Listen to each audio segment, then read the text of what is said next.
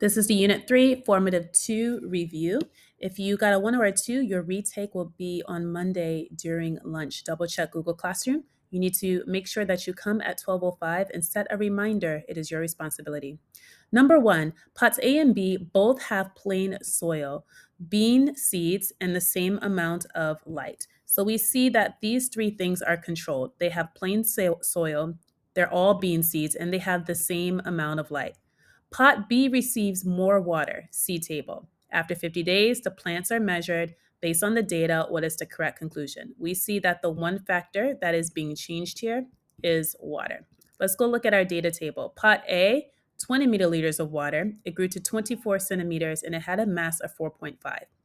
Pot B, 60 milliliters of water. We notice that it's 44 centimeters. That means it grew taller than pot A, and a mass of 9.6 grams, which means that's also higher than pot A. So, what is the answer based on this data?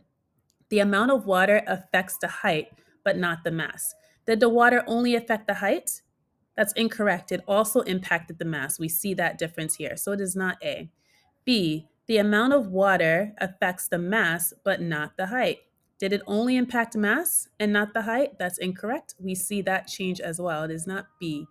The amount of water affects the mass and the height. Do we see both of these being impacted? 24 to 44, 4.1 to 9.6. Yes, let's leave that one. The amount of water does not affect the mass and the height. That is incorrect. We definitely saw a change. So that one is C. Which of the following would be an example of a genetic factor impacting growth of a plant? This was in your gizmos. We talked about genetic and environmental factors. Genetic factors, think of the DNA sequence, what's in the DNA or what's in the DNA of the plant, the seed. Environmental are outside factors that can impact the growth. And when we say growth, we're not talking about height. We're talking about all things live, grow, and reproduce over time. So, what's a genetic factor? Light. Light is an environmental factor. Amount of water, that's also an environmental factor that can impact it. And size of habitat is environmental. The one that is genetic is type of seed.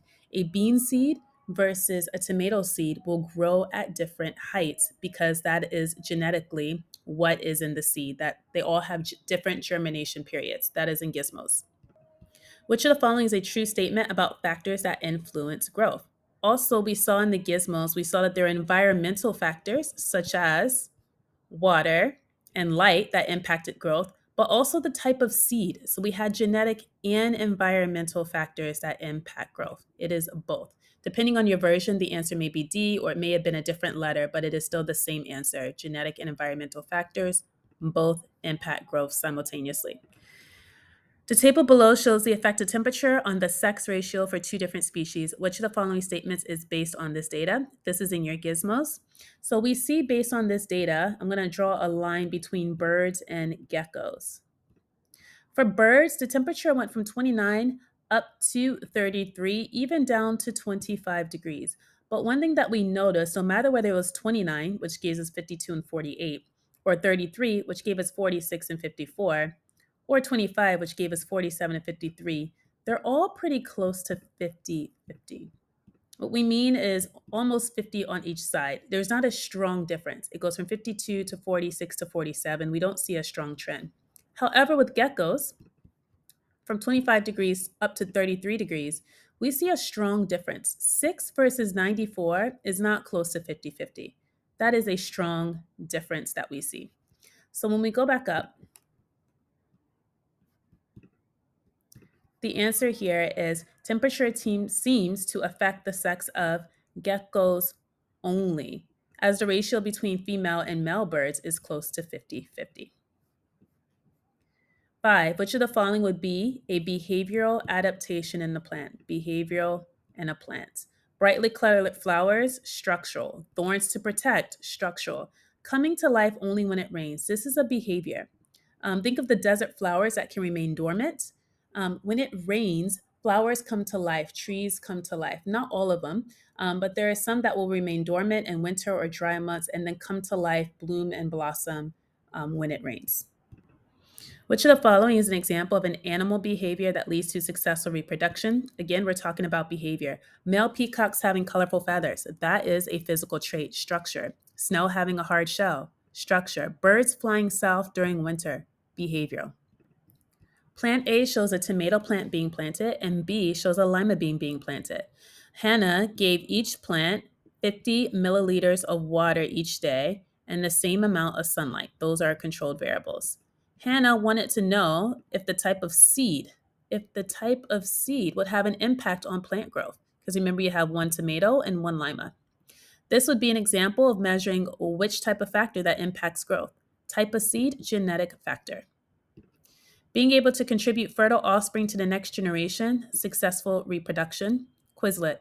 Adaptation is defined as a trait which helps an organism survive and reproduce. That is in Quizlet.